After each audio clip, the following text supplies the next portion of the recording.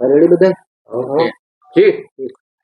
આજરોજ મળેલ જામનગર મહાનગરપાલિકાની સ્ટેન્ડિંગ કમિટીમાં માનનીય કમિશનરશ્રી દ્વારા કુલ 21 વિકાસ કાર્યોના એજન્ડા આવેલ હતા. 2 વિકાસ કાર્યોના એજન્ડા ચેર ઉપરથી લઈ અને કુલ 23 એજન્ડાના કામને બહાલી આપવામાં આવે છે, જેની કિંમત 155 કરોડ 37 લાખ થાય છે. જેની અંદર 135.70 કરોડનો ખર્ચને સૈદ્ધાંતિક સ્વીકાર કરવામાં આવેલ છે અને 19.67 કરોડનો ખર્ચને બહાલી આપવામાં આવેલ છે.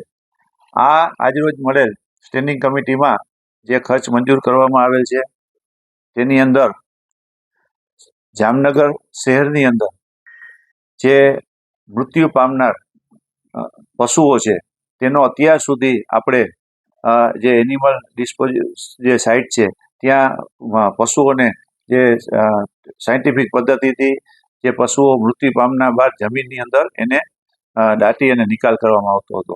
તો વારંવાર લોકોની પણ રજૂઆતો આવતી અને જ્યાં પણ એનો નિકાલ કરવામાં આવતો તેની આજુબાજુના વિસ્તારના લોકોને ઘણીવાર દુર્ગંધ આવે છે તેવી ફરિયાદો મળી હતી અને ત્યારબાદ જામનગરમાં આ પશુઓનો સાયન્ટિફિક રીતે નિકાલ થાય અને કોઈ પણ જાતનો કોઈને નડતરરૂપ ના થાય તે રીતના એક પશુઓ માટે એનિમલ ક્રિમેટોરિયમ બનાવવાના જે કમિશનરશ્રીની દરખાસ્ત આવેલ હતી તેના ખર્ચને આજરોજ બહાલી આપવામાં આવેલ છે.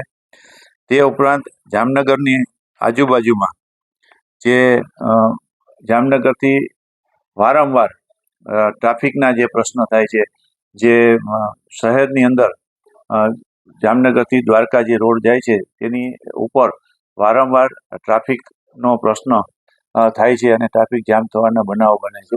જેના માટે આજે એક નાઘેડી બાયપાસ પાસે જે એક ઓવરબ્રિજ બનાવવાના ખર્ચનો સૈદ્ધાંતિક સ્વીકાર કરવામાં આવેલ છે.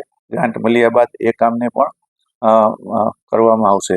આ ઉપરાંત જામનગરમાં વોર્ડ નંબર 5ની અંદર જે લોક ભાગીદારીના કામની એક દરખાસ્ત હતી એની પણ બહાલી આપવામાં આવે છે. તે ઉપરાંત વોર્ડ નંબર 9ની અંદર આણદાબાવાના ચકલાથી હવેલી સુધી એક સીસી રોડ બનાવવાના કામને પણ બહાલી આપવામાં આવે છે.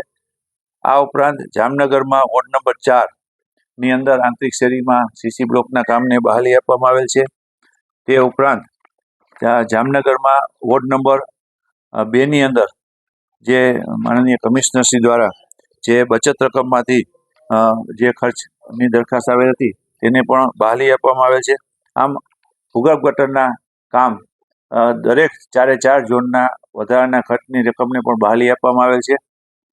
આમ આજરોજ મળેલ જામનગર મહાનગરપાલિકાની સ્ટેન્ડિંગ કમિટીમાં કુલ 23 દરખાસ્ત આવી હતી. તે 23 દરખાસ્તને બહાલી આપવામાં આવેલ છે.